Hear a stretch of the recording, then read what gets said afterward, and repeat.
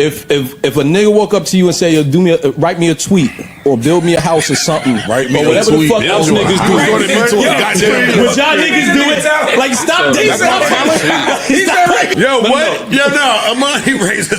What is your talent? Oh shit! Like, how does he do good? Emanny went in on Ice, and it really highlighted what Ice is and isn't good at. On a recent episode of the Joe Budden Podcast, Emanny didn't hold back, taking aim at the former Twitter influencer turned podcaster Ice. Here's how it went down. The conversation was casual at first, with someone asking Emanny, "Do people ever come up to you and ask you to sing or perform?" And Emanny hit back like Denzel in Training Day, saying, "Do people go up to you and say, 'Write a tweet'?" The jab is a direct nod to Ice's claim to fame. For the most part, Ice is known either as Joe Budden's friend or as the guy who used to dominate Twitter timelines back in the day. Anyone who was online during that era probably remembers him. He was infamous for relationship commentary. Think retweets about women being broke or other viral takes. And he even had a bit of the Charlemagne vibe, mixed with Lil Duval-style humor. Ice will also roast other artists, call out flops, and make fun of people's records. So much so that when Academics comes on the show, Ice claims he was doing the same before Academics did, almost like he was paving the way. Despite the roast being lighthearted, there was a kernel of truth.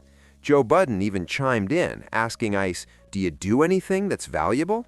And honestly, not really.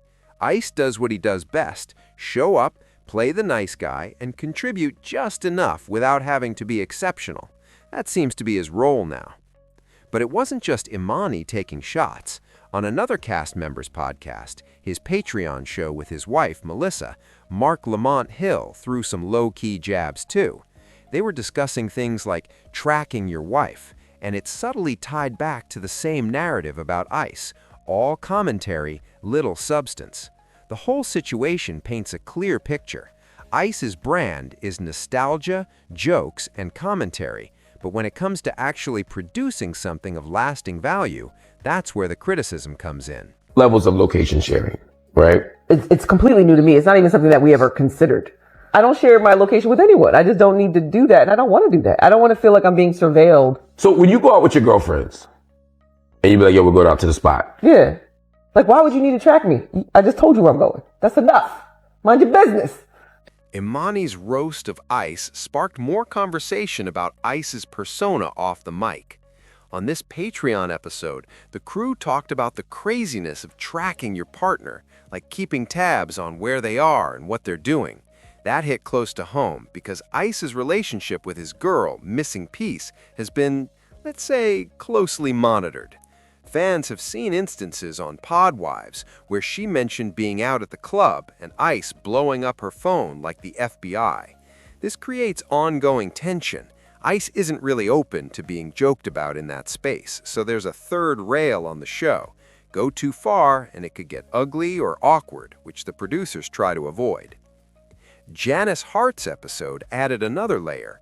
Her outgoing personality and confidence, letting her body and mind speak, ruffled feathers, but in a way that created high engagement. Emanny's offbeat commentary, including his "you need a pimp" line, made some of the guys uncomfortable, but Joe Budden thrives on that energy. Bringing in X-rated stars like Jenise is a strategic cheat code. They bring visibility, spark conversation, and often don't cost much. The Twitter timeline was buzzing, showing that this type of content drives attention. That said, Joe admitted that January was a weak month for the show, which is unusual given his history as the podfather. There's a sense that maybe the team is cruising a bit after building a strong brand and hiring Mona. Patreon episodes, especially earlier with guests like Flip and Melissa Ford, were appointment viewing, but now some fans feel the energy isn't as high. Episodes featuring Ice used to hit big numbers, around 190K, but for Joe's main podcast, that might not feel as significant anymore. So the show may not feel the same pressure to accelerate content like it used to.